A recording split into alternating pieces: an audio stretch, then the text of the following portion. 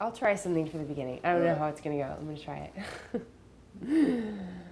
Okay. So we're given this assignment. We're supposed to go out into the community and make a film about some group that's doing something in the community to connect with people and make things better. And honestly, I don't even know what's gonna happen here. All I know is that we're gonna take a camera and hopefully get some stuff, but I think really the story is gonna unfold with the people that we're talking to. I don't know how much really I'm gonna be able to contribute.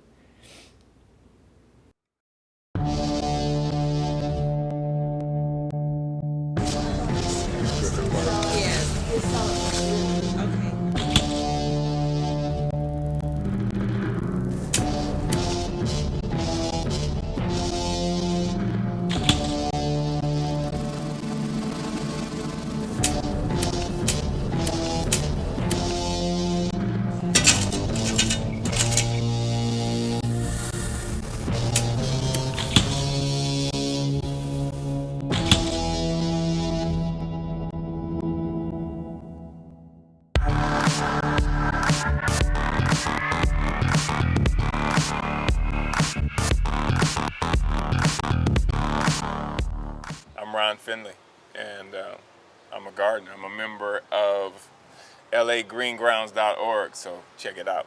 I've started volunteering at the museum about a year ago with Florence Nishida, who is the master gardener at the museum, and we together established a victory garden there. And then as students were enrolling in class, we noticed the local community around the Exposition Park area really doesn't have the access to fresh fruit and fresh produce. So Florence and Ron, we started getting together and identifying that need. Well, Green Grounds was formed in, we wanted to get basically people in the community, a lot of African Americans specifically, to eat better, eat healthier foods. And they were offering classes at the Natural History Museum. We couldn't get a lot of African Americans to come to the class, and so Florence was a little dismayed by that, and I said, they're not going to come, we need to take it to them. And so that's what we did. We're taking it to the community. We're helping them to set up gardens, trying to show them how to rip up their lawns and plant and eat vegetables, eat more healthy, and it's going pretty good. I would like to see a vegetable garden on every block in LA. It was for many, many years, a long time goal of mine, because as an LA native, I know that the weather is perfect for growing food. And as a local resident in LA, I also know that there's a great need for it. I think a lot of it's by design. I mean, the fact that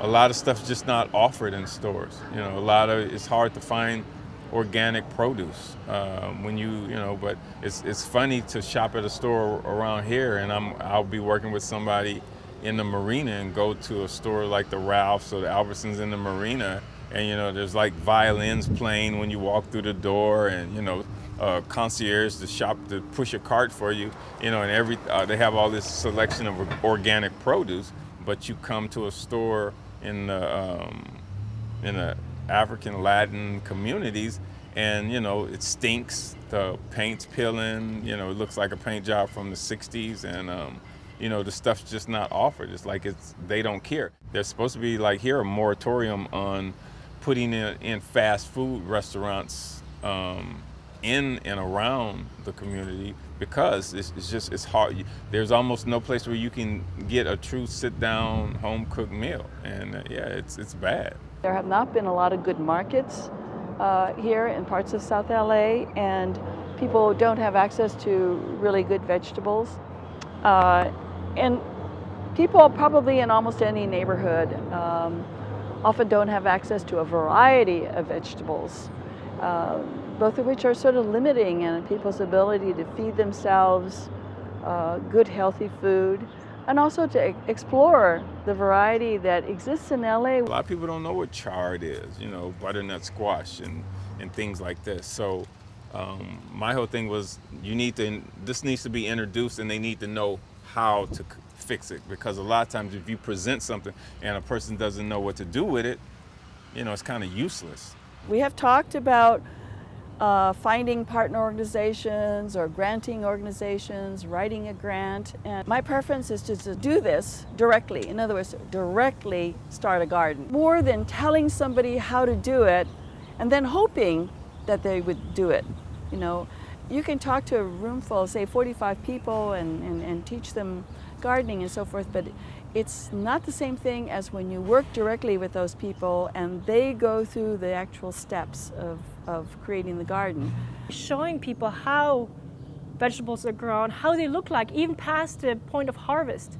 I think that's an important step. That's something that people used to know, that we really have forgotten. So by having green grounds, we're able to help people make those connections again and teach that also to their children. Digging is a term that we use for what we do at someone's house when we put in a garden. So it's kind of like a party, and a lot of times it turns into a potluck.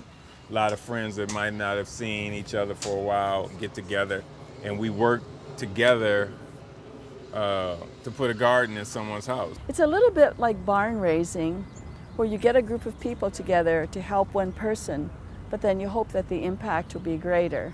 The Green Ground members are the ones who are providing the teaching and the muscle power for creating these gardens. The Green Ground host resident really benefits because that person gets a garden done in one afternoon. And it's remarkable what several people can accomplish. The ideal is for people to put vegetable gardens in their front yards.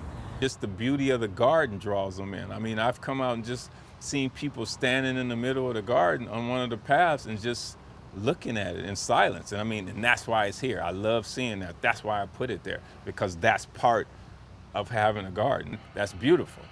So a lot of stuff that I never would have expected is happening, and it's great because it builds community.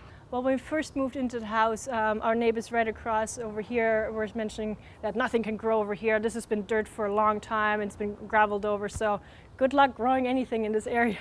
Well, Craig and I, we started pickaxing into the ground. We removed the gravel. And just that process itself, being outdoors, has gotten our neighbors very curious, and they've started to observe what we've been up to. And we often see them kind of peeking out the window, and then we start noticing them and we say hi. So those little moments are exchanges that we have, and then they've become a lot more friendly, kind of curious what we're planting. We were told, basically, part of our class, to go out and explore and connect with the community. And we did that, but I think ultimately it even went beyond that exploration and became a bit of an intervention. We actually got out there ourselves and kind of realized how important it was and took our own steps and our own action to contribute. I think my biggest takeaway from working on this project is that gardening works as a sort of activist training activity. You identify a change you would like to see in the world, you plant a seed, you give that a little care and attention, and then eventually you see real change. It's a little too slow to happen overnight, but I think that's a good thing. It provides you a way to prove that with patience and perseverance, you can most definitely affect change in your environment. And I think that is a powerful lesson.